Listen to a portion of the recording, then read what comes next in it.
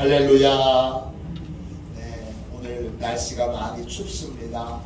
하나님께서 여러분 모두의 심령을 따뜻하게 데펴 주시기를 축원합니다. 주님의 이름 이런 제목으로 같이 은혜를 나누겠습니다. 우리 주님의 이름은 하나가 아닙니다. 주님의 이름은 많고 또 다양합니다.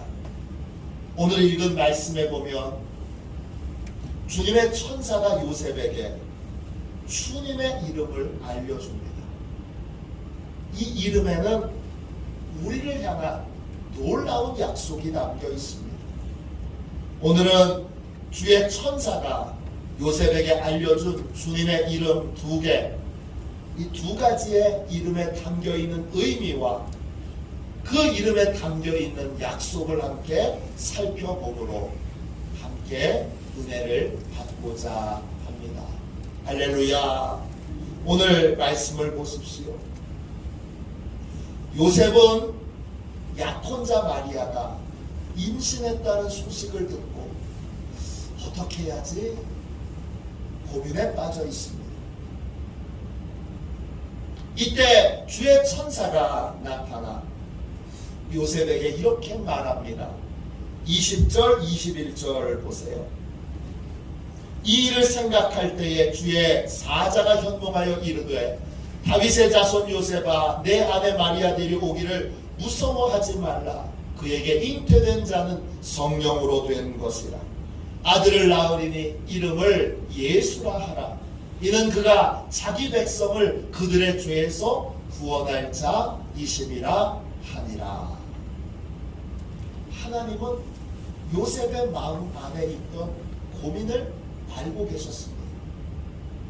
그래서 천사를 보내셔서 꿈에 요셉에게 나타나게 하셨습니다.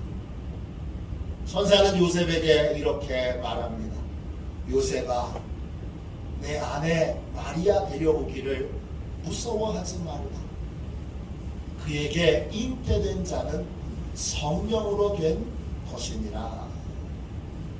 이때 무서워한다 이 말이 포베오입니다. 그것은 겁나서 도망치려고 하는 거예요. 지금 요셉은 약혼자가 임신하여 상황이 너무나 복잡해지니까 여기서 도망치고 싶은 마음이 있습니다. 그런데 천사가 요셉의 마음을 붙들어 줍니다.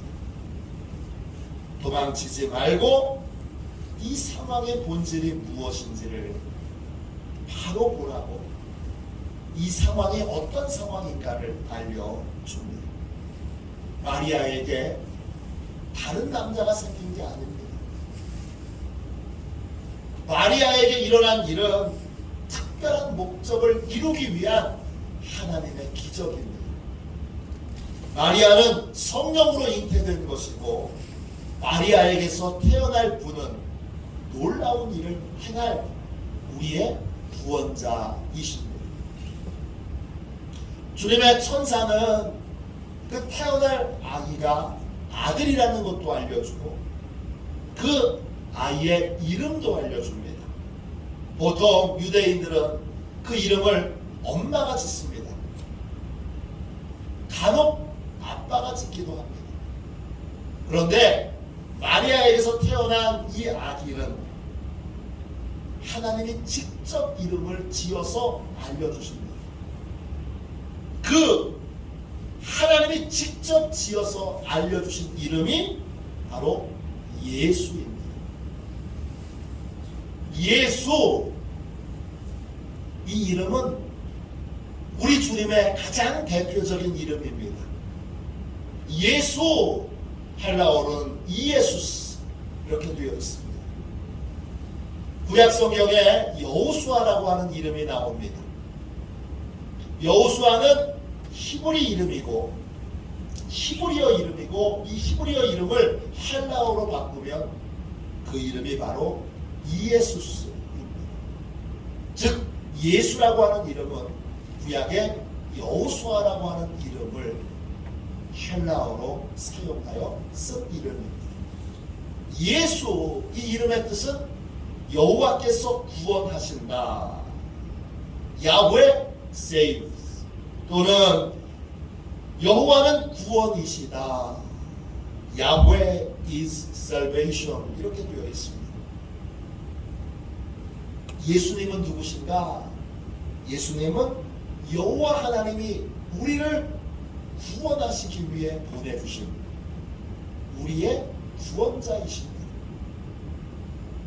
주의 천사는 이 예수의 이름을 이렇게 풀이해 줍니다. 21절 다시 보세요. 그가 자기 백성을 그들의 죄에서 구원할 자이십니다.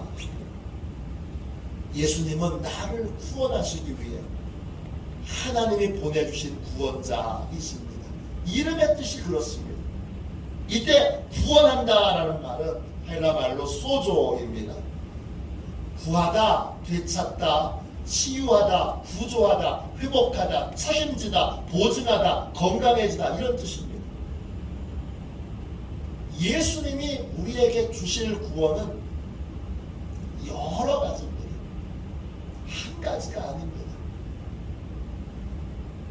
가장 대표적인 것은 첫 번째 하나님과 화해하는 것입니다. 예수님이 우리에게 주시는 구원의 첫 번째는 하나님과 화해하는 것입니다.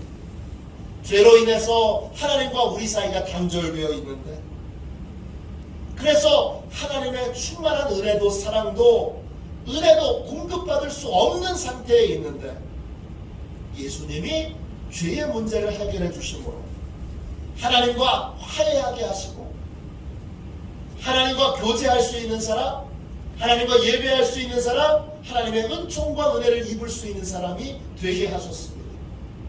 이게 바로 예수님이 우리에게 주신 구원의 첫 번째 모습입니다.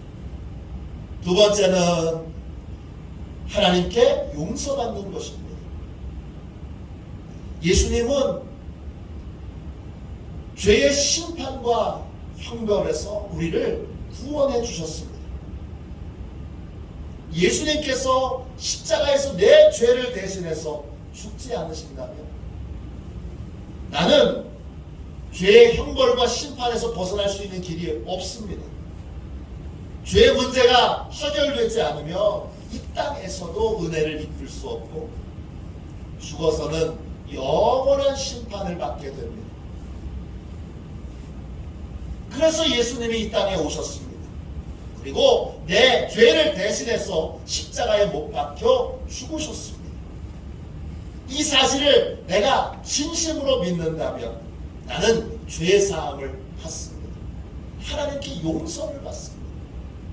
그래서 이 땅에서도 은혜를 입는 삶을 살게 되고 죽어서 영원한 심판, 지옥에 던져지지 않고 영원한 상급, 천국에 들어가는 복된 삶을 살 수 있게 됩니다.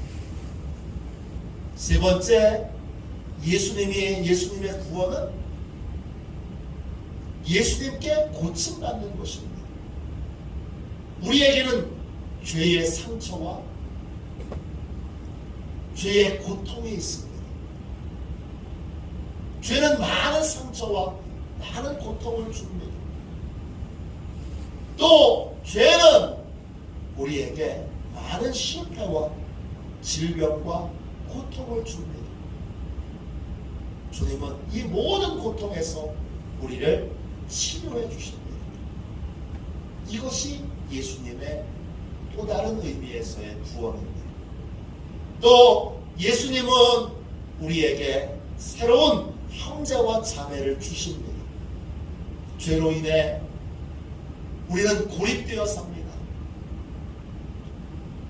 그런데 고립된 나, 홀로 있는 나를 주님이 후원하셔서 나를 교회라고 하는 공동체 안에 속하게 하시고 많은 형제, 많은 자매와 함께 행복한 공동체를 이루게 하십니다. 이것도 후원입니다. 마지막으로 예수님은 우리의 모든 것을 책임져 주십니다. 예수님께서 책임져 주시는 삶을 사는 것, 그것도 구원입니다. 우리는 삶의 순간순간마다 두려워하고 불안해합니다. 코로나가 왔을 때 이 낯선 것에 우리는 두려웠습니다. 코로나는 아직 끝나지 않아서 역시 불안하고 두렵습니다. 코로나가 끝나도 불안과 두려움은 가시지 않을 겁니다. 불안해하고 두려워하여 홀로 있는 버림받은 것 같은 인생들. 예수님을 나의 주님, 나의 하나님으로 영접하는 순간 주님이 내 인생을 영원히 책임져 주십니다. 결코 나를 떠나지도 버리지도 않으시고 항상 나를 돌봐주십니다. 주일 아침마다 담임 목사로서 저도 두려워하는 마음, 불안한 마음을 갖고 주님 앞에 나옵니다. 그리고는 주님께 고백합니다. 주님, 영원히 떠나지 않으시고 저를 버리지도 않으시고 저를 돌봐주시며 이 교회를 돌봐주시고 우리 성도들을 돌봐주심을 믿습니다. 이렇게 고백하며 제 마음에 따뜻한 평안이 쑥 들어옵니다. 그럼 다시 힘을 얻습니다. 이게 구원입니다. 이 구원을 주시기 위해 예수님이 이 땅에 오셨습니다. 이 구원을 받으려면 그러면 어떻게 해야 될까요? 반드시 예수님을 나의 왕, 나의 주님으로 영접해야 합니다. 지금 여러분에게 예수님은 누구십니까? 구원은 오직 예수님이 나의 왕, 나의 주인이 되신 사람에게만 임하게 됩니다. 오늘 말씀 마태복음 1장 21절을 다시 보세요. 그가 자기 백성을 그들의 죄에서 구원할 자이시니라. 구원에는 딱 한 가지 조건밖에 없습니다. 구원을 받으려면 반드시 예수님의 백성이 되어야 하고 반드시 예수님의 종이 되어야 합니다. 목회자만 예수님의 종이 아니라 구원받은 모든 자들은 다 예수님이 왕이시고 주인이셔서 다 예수님의 백성이고 예수님의 종이 되어야 합니다. 이것이 유일한 구원의 조건입니다. 우리를 사람들은 뭐라고 부릅니까? 우리를 그리스도인이라고 부릅니다. 그리스도인이라는 이름에는 내가 예수님의 백성이고 예수님의 종이라는 의미가 담겨 있습니다. 그리스도인이라는 이름은 크게 세 가지 의미가 있습니다. 첫 번째, 그리스도인이란 그리스도가 주인된 사람이라는 뜻입니다. 영어로 크리스천이라는 말이 있습니다. 이게 그리스도인이라는 뜻이죠. 크리스천은 그리스도라고 하는 의미를 가지고 있는 크라이스트와 그리고 이안이라고 하는 단어가 합쳐진 말입니다. 이 이안이라고 하는 말은 어디 출신이다 이런 뜻이에요. 즉 크리스천이란 그리스도가 주인된 사람, 또 그리스도와 연합해 있는 사람 이런 뜻입니다. 그리스도인은 내가 주인이 아닙니다. 그리스도가 주인이십니다. 그러니까 내 마음대로 살아서는 안 되고 반대로 반드시 주인의 뜻대로 삶을 살아야 합니다. 우리는 그리스도의 뜻대로 주님의 뜻대로 살도록 부름받은 사람들이고 그 부름에 네라고 대답한 사람들입니다. 구원받은 사람은 이 책임을 늘 잊지 않고 기억하며 삶을 살아야 합니다. 그리스도인이란 누구입니까? 두 번째, 그리스도인이란 그리스도와 연합한 사람입니다. 크리스찬의 또 다른 의미는 그리스도와 연합해 있다는 겁니다. 그리스도와 연합해 있다는 건 내가 어떻게 행동하느냐에 따라서 그리스도가 영광을 받으실 수도 있고 또 부끄러움을 당하실 수도 있다는 뜻입니다. 그렇기 때문에 그리스도인은 무엇을 하든지 주님을 먼저 생각해야 합니다. 내가 이렇게 말하면, 내가 이렇게 행동하면 그 말과 행동은 그리스도를 존귀케 하는 것인가 아니면 그리스도를 부끄럽게 하는 것인가, 이걸 생각해 봐야 합니다. 그리스도인이 아름다운 일을 하면 그리스도가 영광을 받으시고, 그리스도인이 부끄러운 일을 행하면 그것은 그리스도를 부끄럽게 하는 일입니다. 그러므로 우리는 말과 행동을 할 때 언제나 조심해야 하고 주의해야 합니다. 또 무엇인가를 선택하고 결정할 때도 항상 주님을 먼저 생각해야 합니다. 그리스도인은 주님과 연합해 있는 사람입니다. 구원받은 자는 그런 자신의 신분을 잊지 않고 삶을 살아야 합니다. 또 그리스도인이란 누구냐? 그리스도인은 그리스도를 충성스럽게 따르는 사람입니다. 그리스도인이라고 하는 말이 헬라어로는 크리스티아노스입니다. 이 말은 그리스도를 따르는 사람이란 뜻입니다. 헬라어의 맨 뒤에 있는 어미가 아노스 이렇게 붙어 있는 건 어떤 대상을 충성스럽게 따른다 이런 뜻입니다.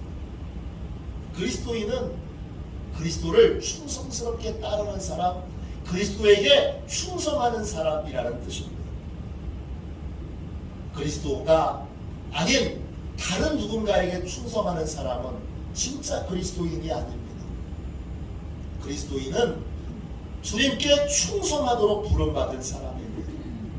구원받은 자는 이 사명을 늘 자각하며 삶을 살아야 합니다. 구원받으려면 이 세 가지의 영적 책임을 잊지 말아야 합니다.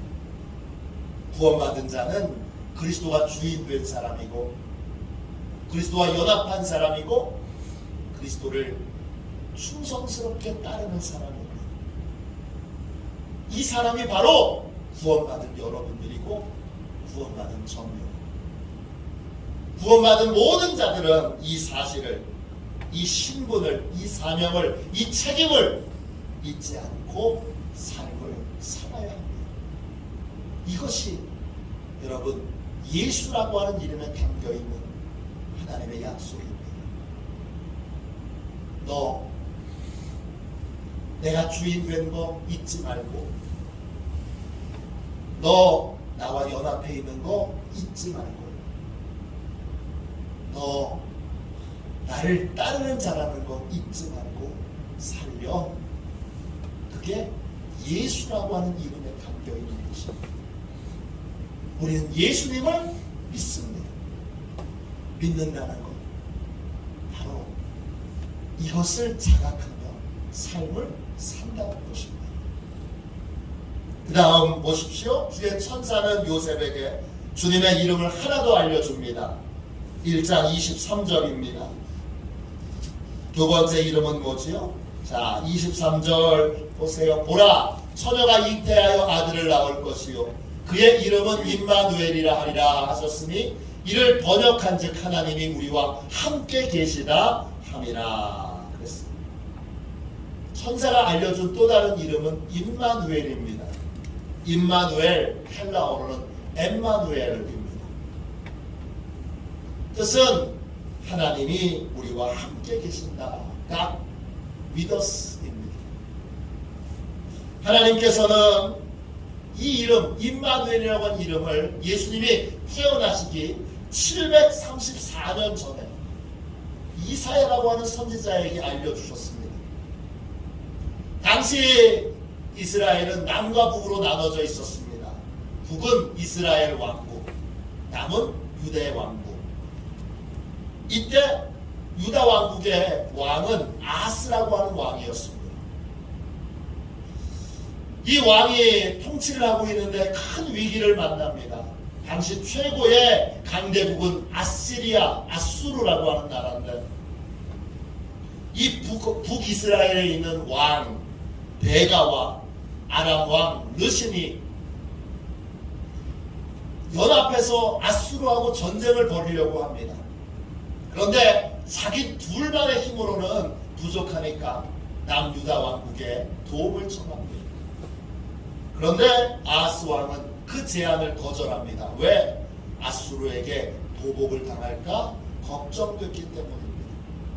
그러자 북이스라엘 왕이 화를 내고 아수르를 공격하기 전에 먼저 유다 왕국부터 공격합니다. 이스라엘 군대와 또 아람 군대가 연합해서 유다 왕국을 쳐들어옵니다. 이 절체절명의 위기 상황에서 아하스는 어찌할 바를 몰라서 두려워 떱니다. 그때 하나님이 이사야 선지자를 통해서 이런 말씀을 주십니다.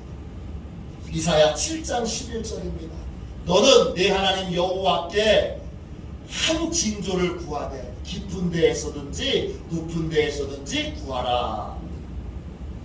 하나님이 아하스 왕에게 징조를 구하라고 합니다. 징조 히브리어로 오트입니다. 뜻은 표시, 징조, 서약, 증언 이런 뜻입니다. 징조란 하나님이 함께 하시는 표시, 하나님이 함께 하시는 표시를 구하는 것입니다. 하나님이 함께 하시면 연합군이 쳐들어와도 유다 왕국이 안전하게 보호를 받을 테니까 하나님이 함께 하신다는 징조를 구하라고 아하스 왕에게 명령한 것입니다. 그런데 아하스 왕은 하나님의 명령대로 행하지 않습니다. 그럼에도 불구하고 하나님은 이사야 선지자를 통해서 하나님이 유다 왕국과 함께 하신다는 징조를 보여주십니다. 그 징조가 이사야 7장 14절에 나옵니다. 주께서 친히 징조를 너희에게 주실 것이라. 보라, 처녀가 잉태하여 아들을 낳을 것이요 그의 이름을 임마누엘이라 하리라. 하나님이 함께 하신다는 징표, 그건 처녀가 잉태하여 아들을 낳는 것입니다. 이때 처녀가 잉태하여 낳은 아들은 우리와 함께 하시기 위해 우리를 찾아오신 하나님이십니다. 그 하나님은 우리를 버리지도 떠나지도 않으시고 우리와 늘 함께 하십니다. 우리와 영원히 함께 하시는 그 하나님, 그분이 바로 예수님이십니다. 예수님이 처녀의 몸에서 태어난 것, 그거 어쩌다가 우연히 그렇게 된 것이 아니라 하나님이 우리와 함께 하시고 우리와 함께 하시는 하나님이 바로 예수님이시라는 것을 증거하기 위해서 하나님이 그렇게 하신 것입니다. 우리 예수님은 우리가 예수님을 나의 주님, 나의 하나님으로 영접한 순간부터 영원히 나와 함께 계십니다. 마태복음 28장 19절 20절입니다. 그러므로 너희는 가서 모든 민족을 제자로 삼아 아버지와 아들과 성령의 이름으로 세례를 베풀고 내가 너희에게 분부한 모든 것을 가르쳐 지키게 하라. 볼지어다 내가 세상 끝날까지 너희와 항상 함께 있으리라 하시니라. 예수님은 하나님의 백성들과 늘 함께 하십니다. 예수님이 주신 사명, 복음을 전하라 라는 사명을 붙들고 열심히 복음을 전하는 자와 늘 함께 하십니다. 저도 말씀을 전하는 자리에 서기 전에 꼭 기도하며 걱정되는 마음. 오늘 추운데, 어제 눈도 많이 왔는데, 길도 미끄러운데, 많이 못 오시면 어떡하지? 이런 걱정과 염려가 제게 있습니다. 그때마다 그 걱정과 염려를 주님 앞에 고백하면 주님이 꼭 알려주십니다. 세상 끝날까지 내가 너와 영원히 함께하리라. 주님은 우리가 복음 전파의 사명을 따라 살 때, 주님의 사명을 이루기 위해 삶을 살 때 늘 우리와 함께 하셔서 우리의 필요한 모든 것들을 공급해 주시고 우리를 보호해 주십니다. 우리에게는 늘 주님이 함께 하신다는 그러한 표적이 나타납니다. 예수님이 함께 하신다는 표적을 복음을 전하는 자리에서 늘 보여주신다고 약속하셨습니다. 마가복음 16장 15절부터 18절입니다. 또 이르시되 너희는 온 천하에 다니며 만민에게 복음을 전파하라. 믿고 세례를 받은 사람은 구원을 얻을 것이요 믿지 않는 사람은 정죄를 받으리라. 믿는 자에게는 이런 표적이 따르리니 곧 그들이 내 이름으로 귀신을 쫓아내며 새 방언을 말하며 뱀을 집어 올리며 무슨 독을 마실지라도 해를 받지 아니하며 병든 사람에게 손을 얹은즉 나으리라 하시더라. 복음을 전하는 자리에, 주님의 사명을 따라 사는 자리에 주님이 함께 하셔서 주님이 귀신도 쫓아내 주시고 새 방언도 주시고 뱀을 집어 올리는 것, 그 뱀은 복음 전파를 방해하는 영적 세력들입니다. 그 방해 세력들을 제거해 주시고 어떤 해도 받지 않게 하시고 병든 사람을 만나면 손을 얹어서 기도하면 그 병을 고쳐주신다고 약속하셨습니다. 우리 그리스도인은 어려운 일이 생길 때마다 나와 함께 계신 주님을 바라봐야 합니다. 맞아, 주님이 지금 나와 함께 계시지. 맞아, 내가 지금 내 옆에 계신 그 주님의 도움을 받아야지. 어려운 일이 생길 때마다, 곤란한 일이 생길 때마다, 답답한 일이 생길 때마다 주님을 바라보며 주님의 도움을 받는 삶을 살아야 합니다. 그것이 바로 복된 삶입니다. 오늘 주님의 천사를 통하여 요셉은 두 가지의 주님의 이름을 받았습니다. 그 두 개의 주님의 이름은 다 성도들을 향한 약속이 담겨 있습니다. 예수라고 하는 이름에는 구원의 약속이 담겨 있습니다. 내가 너를 반드시 구원할 것이다. 이것입니다. 이 구원의 약속이 내 삶에 이루어지려면 나는 반드시 예수님의 백성, 예수님의 종이 되어야 합니다. 그리스도인이란 예수님이 주인 되신 사람, 예수님과 연합한 사람, 예수님을 충성스럽게 따르는 사람이라는 뜻입니다. 구원받은 모든 사람은 자신의 신분과 사명과 책임을 잊지 말아야 합니다. 예수라고 하는 이름에 주님이 말씀하십니다. 내가 언제나 변함없이 너를 구원할 테니까 너도 내 신분과 사명과 책임을 잊지 말아라. 이것이 예수라는 이름에 담겨있는 뜻입니다. 주님은 또 다른 이름으로 임마누엘이십니다.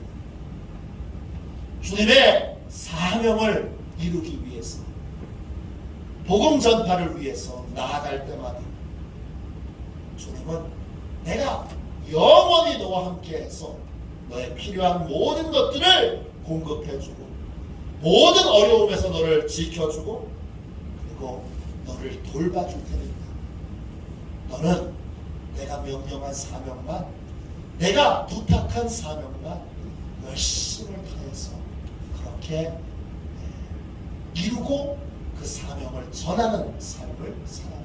너는 사명을 이루는 삶을 살아. 나머지는 다 내가 함께해서 책임져 줄게. 이런 뜻입니다.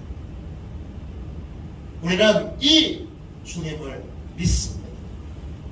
그러므로 우리의 모든 삶에 주님의 구원의 약속, 또 동행의 약속이 복되게 잘 이루어지는 그러한 복음의 사람, 은총의 사람으로 사는 저와 여러분이 다 되시기를 주님의 이름으로 축원합니다. 이 시간 우리 함께 91장 1절만 찬양하고 우리 함께 통성으로 기도하겠습니다.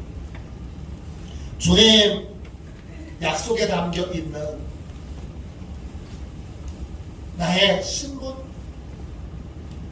나의 사명 잊지 않게 해주시고 사명을 붙들고 나아갈 때 함께 하시는 주님을 바라보며 늘 보호받고 공급받고 돌봄을 받는 주님이 책임져 주시는 은혜를 누리게 해주세요. 이렇게 우리 통성으로 기도하겠습니다.